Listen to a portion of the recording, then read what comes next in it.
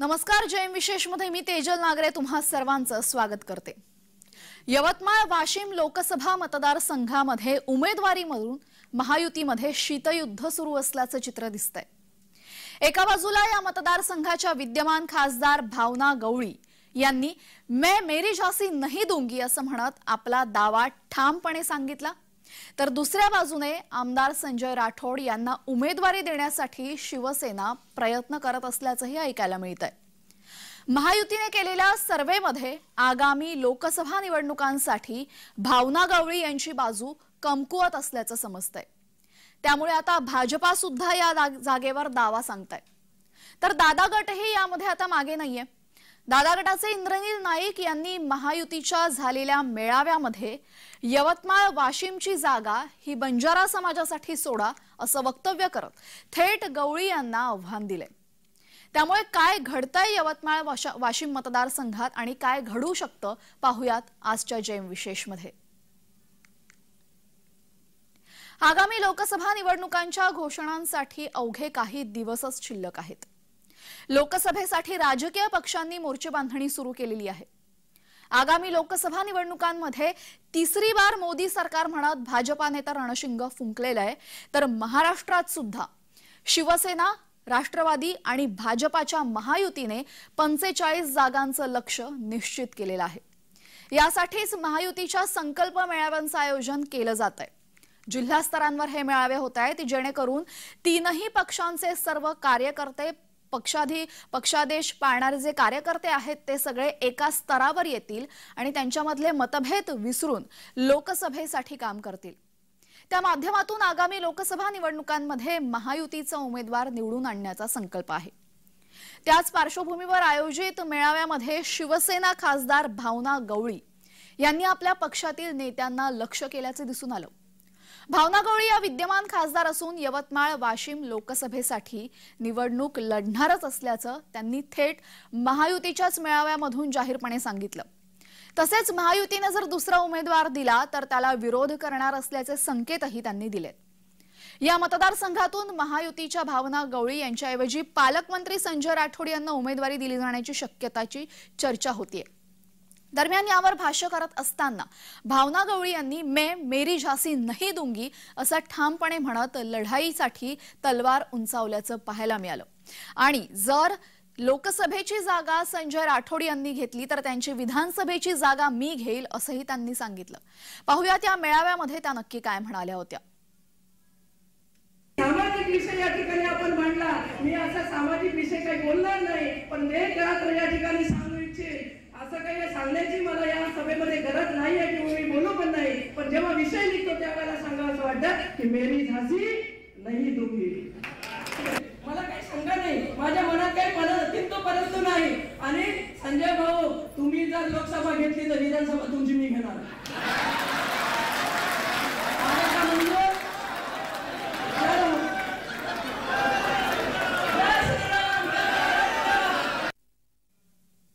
दरम्यान यवतमाळ वाशिम मतदारसंघामध्ये हा जो वाद सुरू आहे या वादाचा आढावा घेतलेला आहे आमचे प्रतिनिधी विशाल राऊत यांनी. पाहूयात. यवतमाळ वाशिम लोकसभा मतदारसंघाच्या खासदार भावना गवळी आणि मंत्री संजय राठोड यांच्यामधील राजकीय वाद अनेक वेळा चव्हाट्यावर आल्याचं बोललं जात आहे. 2019च्या वेळी शिवसेना पक्षप्रमुख उद्धव ठाकरे यांच्या मध्यस्थीने हा वाद मिटला सुद्धा होता असे सुद्धा राजकीय वर्तुळात बोलले गेले होते. मात्र अद्यापही खासदार भावना गवळी आणि संजय राठोड हे उघडपणे एकमेकांवर टीका जरी करत नसले तरी मात्र हा वाद कसा सुरू झाला आणि केव्हापासून सुरू झाला याचा मात्र अद्यापही उलगडा होऊ शकला नाही. तर आपण भावना गवळी या नक्की कोण आहेत आता बघणार आहोत. हाडाचे शिवसैनिक आणि शिवसेना प्रमुख बाळासाहेब ठाकरे यांचे कट्टर समर्थक तथा निकटवर्ती असलेले वाशिम जिल्ह्यातील रिसोड येथील पुंडलिकराव गवळी हे राजकीय क्षेत्रात मजल दरमजल करत वाशिम लोकसभा मतदारसंघाचे खासदार झाले. त्यांच्या शब्दाला राज्याच्या आणि केंद्राच्या राजकारणामध्ये मोठं वजन होतं.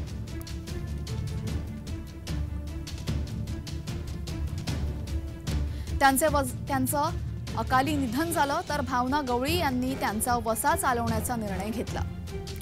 पुंडलिकराव गवळी यांच्या निधनाने वाशिम लोकसभा मतदारसंघामध्ये पोटनिवडणूक लागली। या निवडणुकीमध्ये शिवसेना प्रमुख बाळासाहेब ठाकरे यांनी भावना गवळी यांना शिवसेनेकडून रिंगणात उतरवलं आणि त्यांच्या वडिलांनी आधीच मोठं काम यवतमाळ वाशिम मतदारसंघात केलं होतं। त्यांच्या वडिलांच्या शब्दाला मोठं वजन होतं शिवसेनेत आणि त्यामुळे 1999 सालीच्या पोटनिवडणुकीमध्ये त्यांच्या वडिलांच्या आशीर्वादाने काँग्रेसचे दिग्गज नेते अनंतराव देशमुख यांच्यावर मात करत विक्रमी मताधिक्याने त्यांचा पराभव करत भावना गवळी पहिल्यांदा विजयी झाल्या। त्यांनी माजी मंत्री मनोहर नाईक, शिवाजीराव मोघे, हरिभाऊ राठोड यांना तसेच मागील निवडणुकीमध्ये माणिकराव ठाकरे आदी दिग्गज नेत्यांचा पराभव सुद्धा केलेला आहे।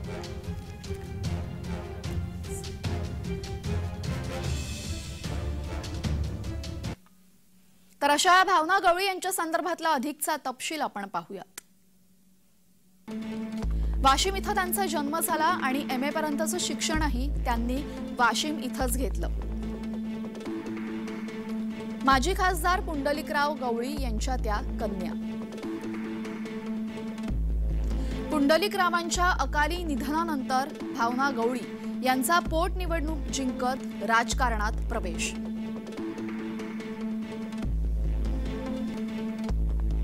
वयाच्या 27व्या वर्षी त्या खासदार झाल्या। 5 वेळा मातब्बर राजकारण्यांना त्यांनी लोकसभेत पराभूत केलं। शिवसेनेतील फुटीनंतर त्या शिंदे गटासोबत गेल्या।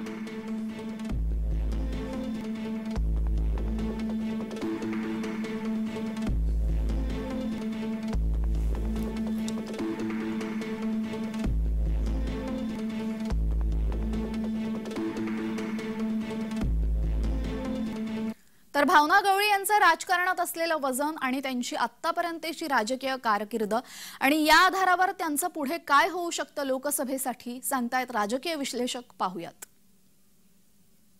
खासदार भावना गवळी ह्या मागील 5 टर्मपासून खासदार म्हणून निवडून येत आहेत। त्यांचे वडील सुद्धा या मतदारसंघामधून चांगल्या मताधिक्याने निवडून आलेले आहेत। विशेषतः गवळी कुटुंब जे आहे, वाशिम जिल्ह्याचं निर्मिती कशी झाली हा प्रश्न जेव्हा जेव्हा येतो तेव्हा तेव्हा उत्तर येते की भावना गवळी यांचे वडील पुंडलिकराव गवळी यांनी ह्या जिल्ह्याची निर्मिती केलेली आहे।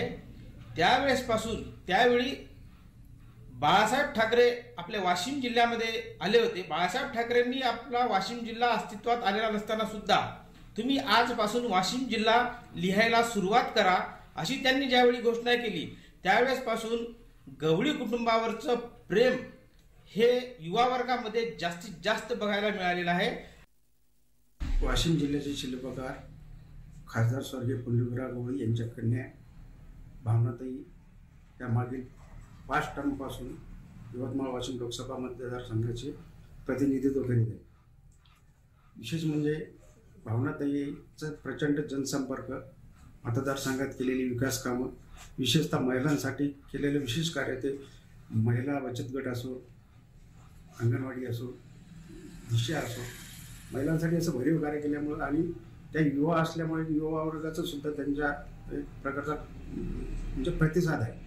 त्याच्यामुळे ते सर्वसामान्य मतदारसंघात लोकप्रिय ठरले आहे आणि याच आधारावर त्यांनी प्रत्येक वेळेस यवतमाळ वाशिम मतदारसंघातले असे दिग्गज सामाजिक आणि राजकीय दृष्ट्या अशा सक्षम असलेल्या लोकांना मात केली आणि स्वतः विजयी झाले। यावेळेस त्यांची 5वी टर्म आहे। आता 24लाही त्या यवतमाळ वाशिम लोकसभा मतदारसंघासाठी शिवसेनेकडून प्रमुख दावेदार मानले जातात।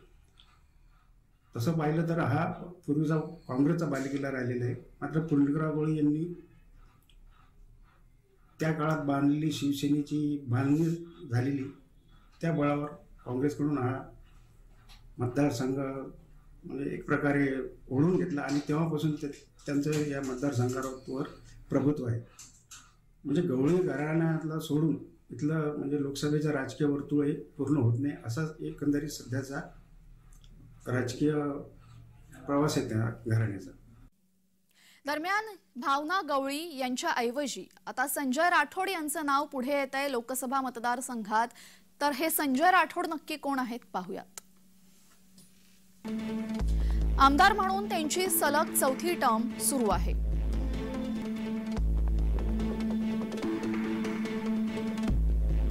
आक्रमक शिवसैनिक म्हणून त्यांची ओळख.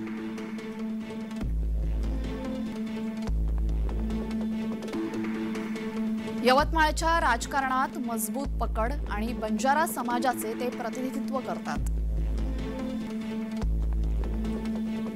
जिल्ह्याच्या राजकारणावर दबदबा असणाऱ्या माणिकराव ठाकरे यांना त्यांनी थेट आव्हान दिलं होतं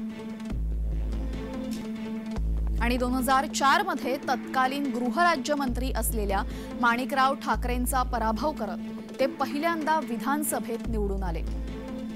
काँग्रेसचे वर्चस्व असलेला दारव्हा मतदारसंघ त्यांनी शिवसेनेकडे खेचून आणला.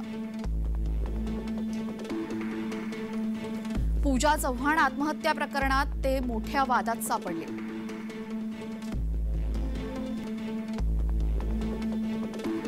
भाजपाकडून पूजा चव्हाण आत्महत्या प्रकरणात त्यांच्यावर सातत्याने आरोप करण्यात आले.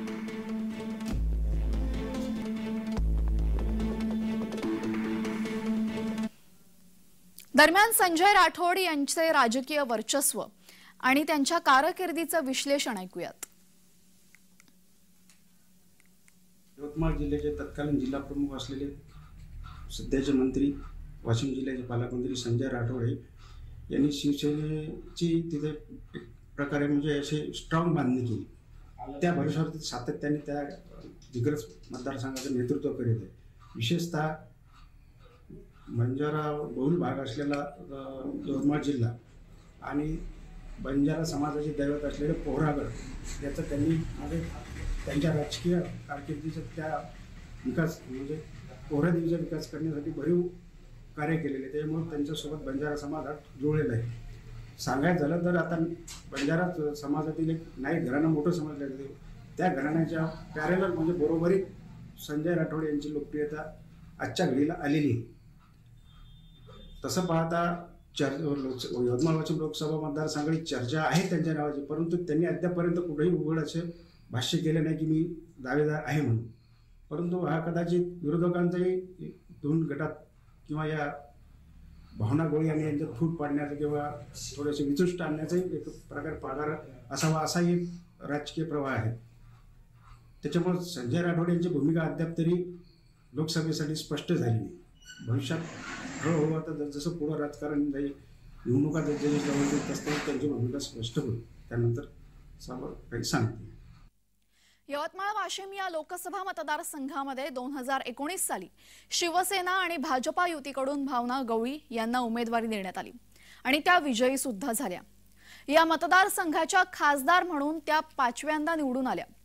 यावेळेस राजकीय समीकरण नक्की काय होतं सांगतायत आमचे प्रतिनिधी विशाल राऊत. पाहूयात. 2019च्या लोकसभा निवडणुकीमध्ये भाजप सेनामध्ये युती झाली आणि या युतीमध्ये यवतमाळ वाशिम लोकसभा मतदारसंघाचा विचार करता विद्यमान खासदार भावना गवळी यांना उमेदवारी मिळाली. या निवडणुकीमध्ये भावना गवळी यांनी लाखाच्या वर मताधिक्य घेत काँग्रेसचे माणिकराव ठाकरे यांचा पराभव करत विजय मिळवला होता. वाशिम जिल्ह्यामध्ये एकूण 3 विधानसभा मतदारसंघाचा समावेश आहे. 2019च्या विधानसभा निवडणुकीमध्ये वाशिमच्या कारंजा मानोरा मतदारसंघामध्ये यासह मंगरुळपीर वाशिममध्ये भाजपने आपला झेंडा कायम ठेवत एका मतदारसंघामध्ये मात्र काँग्रेसला विजय प्राप्त करता आला होता. दरम्यान महायुतीकडून कुणाच्या उमेदवारीच्या संधी सर्वाधिक आहेत सांगतायत राजकीय विश्लेषक. पाहूयात. महायुतीमध्ये सध्या चर्चा ज्यांच्या नावाची चालू आहे, भावना गवळी, संजय राठोड आणि मदन येरावार. तर यामध्ये जास्तीत जास्त पारड जड जर बघितलं गेलं तर भावना गवळी यांचं आहे. त्याच्या मागचं कारण असं आहे, जातीचं आपण समीकरण जर बघितलं गेलं इथे तर मराठा समाज यांचा जो उमेदवार आहे तोच उमेदवार आजपर्यंत मताधिक्याने इथे निवडून आलेला आहे. त्याचं कारणही असं आहे की बंजारा समाजाचा उमेदवार या ठिकाणी भावना गवळी यांच्या विरोधात 3 वेळा उभे केलेत. त्याच्यामध्ये प्रामुख्याने मनोहरराव नाईक आहेत, हरिभाऊ राठोड आहेत, आणखी एक उमेदवार आहेत आणि ते सुधाकरराव नाईक सुद्धा होते. तर ह्या तिन्ही उमेदवार बंजारा समाजामध्ये चांगलं प्राबल्य असलेले उमेदवार, त्यांचा टिकाव भावना गवळी यांच्या समोर लागू शकला नाही. याचाच महत्वाचं कारण असं आहे की मराठा मतदार जो आहे तो भावना गवळी यांना झुकतं माप देते आणि बंजारा मतदार सुद्धा भावना गवळीकडूनच मतदान करण्यासाठी इच्छुक असतो. हे वेळोवेळी झालेल्या आतापर्यंतच्या निवडणुकीमध्ये दिसून आलेलं आहे. दुसरी गोष्ट अशी की यवतमाळ जिल्ह्यामधून सुद्धा भावना गवळी यांच्या विरोधात उमेदवार टाकण्यात आले होते, परंतु जातीय समीकरण असो किंवा त्यांच्या अंतर्गत गटबाजी असो, ही नेहमीच भावना गवळी यांच्याच पथ्यावर पडलेली आहे. हे मी म्हणत नसून सर्वसामान्य लोकांना सुद्धा ठाऊक आहे. तर भावना गवळी या यवतमाळ वाशिम मतदारसंघाच्या साधारण 5 वेळा निवडून आलेल्या खासदार आहेत. 2019 साली भावना गवळी यांना एकूण 5,42,098 इतकी मतं पडली, तर दुसऱ्या क्रमांकावर होते माणिकराव ठाकरे, त्यांना 4,24,015 इतकी मतं पडली. साधारणपणे 1 लाखांच्या फरकाने गवळी यांचा विजय तेव्हा झाला. मात्र गेल्या काही वर्षांपासून जर बघितलं तर भावना गवळी यांच्यावर सातत्याने आरोप सुरू आहेत. नुकतंच वाशिम येथील महिला उत्कर्ष प्रतिष्ठानमध्ये 19 कोटींचा घोटाळा झाला आणि ही संघटना गवळी यांची आहे. वारंवार भाजपाचे माजी खासदार किरीट सोमय्या यांनी या घोटाळ्यामध्ये खासदार गवळी सहभागी असल्याचा आरोप केलेला आहे आणि त्यांनी केलेल्या तक्रारीवरूनच आयकर विभागाने भावना गवळी यांना तब्बल 8.25 कोटींचा दंड ठोठावल्याचा दावा सुद्धा किरीट सोमय्या यांनी केलेला आहे. तर सातत्याने आपण बघितलं तर भावना गवळी या वादाच्या भोवऱ्यात सापडतायत आणि सातत्याने त्यांच्यावर भ्रष्टाचाराचे आरोप होत आहेत. त्यामुळे आता गवळी यांची खासदारकी धोक्यात आल्याचंही समजतंय. याआधी सुद्धा 2021 साली भावना गवळी यांच्यावर 100 कोटींच्या भ्रष्टाचाराचे आरोप झाले होते.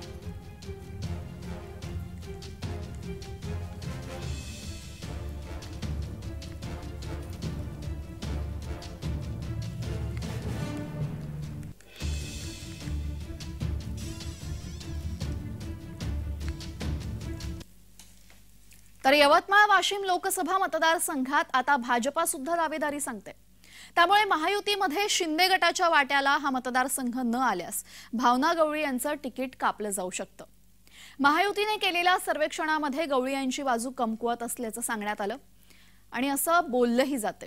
त्यामुळे गवळींना तिकीट न मिळाल्यास त्या स्वस्थ बसतात की स्वतंत्र अथवा दुसऱ्या पक्षाकडून लोकसभा निवडणूक लढवतात हे चित्र अद्याप स्पष्ट झालेलं नाही. तर दुसऱ्या बाजूला आमदार इंद्रनील नाईक यांनी यवतमाळ वाशिम लोकसभा मतदारसंघावर बंजारा समाजाचाच दावा असल्याचं सांगत हा मतदारसंघ दादा गटाच्याच पदरी पडणार असल्याचे सूतोवाच केलेले आहे आणि महायुतीच्या मेळाव्यामध्ये ज्या मेळाव्यामध्ये भावना गवळी यांचं मैं मेरी झांसी नहीं दूंगी असं वक्तव्य समोर आलं, त्याच मेळाव्यामध्ये त्यांनी हे वक्तव्य केलेलं आहे. पाहूयात.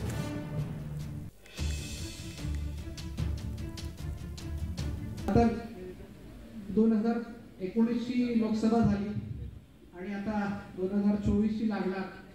एक आपल्या पक्षाकडे एक मागणी अशी राहील माझी की आम्ही कुठल्या एखाद्या मतदारसंघाचं नाही बोलत, पण महाराष्ट्रातील 48 पैकी एक तरी लोकसभेची सीट बंजारा समाजाला देण्यात यायला पाहिजे.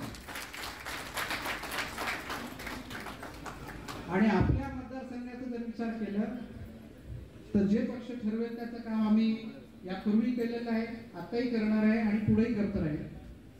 फक्त मला प्रश्न एवढाच आहे मदन भाऊ, आपण समोर बसलेल्या 4 पैकी आता कोणाचा प्रचार करायचा ते लवकर कळायला पाहिजे.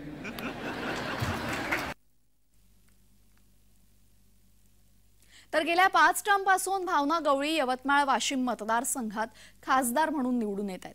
मात्र भावना गवळी यांच्या मागे असलेली ईडी चौकशी आणि सातत्याने होणारे भ्रष्टाचाराचे आरोप यामुळे त्यांची बाजू कमकुवत झाली असल्याचं महायुतीच्या सर्वेक्षणात समोर आलं. त्यामुळे शिवसेना आणि दादा गटापाठोपाठ आता भाजपाही या मतदारसंघासाठी आग्रही असल्याचं बोललं जातंय.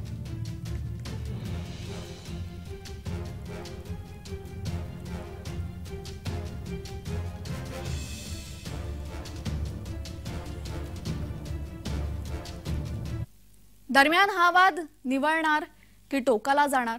महायुतीकडून नक्की कुणाला दावेदारी मिळणार? भाजपा, शिवसेना की दादा गटाला? सांगतात आमचे प्रतिनिधी विशाल राऊत. पाहुयात. यवतमाळ वाशिम लोकसभा मतदारसंघामध्ये विद्यमान खासदार भावना गवळी, मंत्री संजय राठोड, अजित पवार गटाचे आमदार इंद्रनील नाईक यांनी सुद्धा याच मतदारसंघात आपला दावा दाखवला असला तरी मात्र येत्या काळामध्ये विद्यमान खासदार भावना गवळी यांचेच या ठिकाणी पारडे जळ दिसत असून यांनाच उमेदवारी मिळण्याची शक्यता वर्तवली जाते. मात्र असे न झाल्यास या ठिकाणी मोठ्या प्रमाणात बंडखोरी होण्याची देखील शक्यता निर्माण झाली आहे. कॅमेरा पर्सन पुनीससह मी विशाल राऊत, जय महाराष्ट्र न्यूज, वाशिम. तर आता भावना गवळी यांच्यावर झालेल्या भ्रष्टाचाराच्या आरोपांमुळे भावना गवळी यांची बाजू खरोखर कमकुवत झालेली आहे का? त्यामुळे भावना गवळी यांची खासदारकी ही धोक्यात आलेली आहे का? आणि या आरोपांमुळे 1999 पासून त्यांची असलेली जागा त्यांना गमवावी लागणार आहे का? हे पुढच्या काही दिवसात ठरेलच. भावना गवळी यांची बाजू कमकुवत झाल्यामुळे तिथं आता शिवसेनेच्या संजय राठोड यांनी सुद्धा दावा केलेला आणि आपण बघितलं या आधी सुद्धा सातत्याने 3 बंजारा समाजाच्या प्रतिनिधींना भावना गवळी यांच्या विरुद्ध उभं करण्यात आलं होतं. मात्र हे 3ही प्रतिनिधी तेव्हा मोठ्या फरकाने हरले होते. त्यांना मोठ्या फरकाने पराभव पत्करावा लागला होता. आता पुन्हा एकदा बंजारा समाजाचा प्रतिनिधी म्हणून संजय राठोड यांचं नाव समोर येते. त्यामुळे संजय राठोड यांच्याकडे ही उमेदवारी दिली जाईल की भाजपाकडून कोणत्या मोठ्या नेत्याचं नाव समोर येणार आहे? की दादा गटाचे इंद्रनील नाईक यांनी जसे सूतोवाच केलेले आहेत की ही जागा बंजारा समाजासाठी ठेवा, त्यामुळे दादा गटाकडून कोणत्या बंजारा समाजाच्या प्रतिनिधीला ही जागा देण्यात येते का? की भावना गवळी यांच्याकडेच त्यांचा मतदारसंघ राहील? हे येत्या काही दिवसात समजेलच.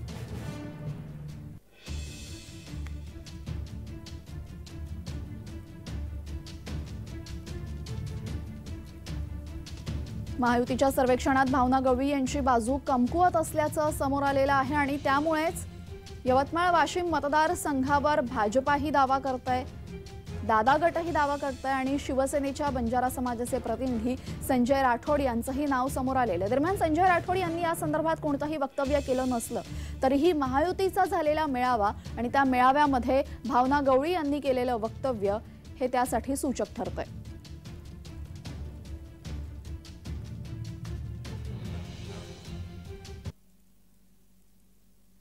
यासह जय विशेष मध्ये वेळ झालेली आहे. इथेच थांबण्याची सर्व प्रेक्षकांना जय महाराष्ट्र.